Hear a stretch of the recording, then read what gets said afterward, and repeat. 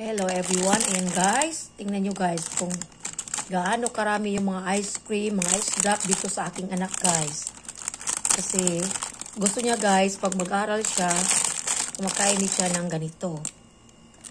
Yan, para kaming nagtitinda nito guys, o hindi. Ano lang, pagkain lang ito ng anak ko. At ako na rin.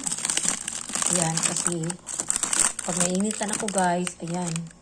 Kukuha na ako dito sa aming freezer. At yung iba dito guys, mga ulam na. Yan, sa taas ulam. So, dito sa baba, puro ito mga ano guys, ice drop, mga ano tawag dito eh. Ito marami. Iba-ibang flavor guys. Yung nakabrito ko ito, itong banana. Itong ano, yung flavor niya parang ano ba, yan. Yan siya. Dito sa taas, ayan. Yan, marami.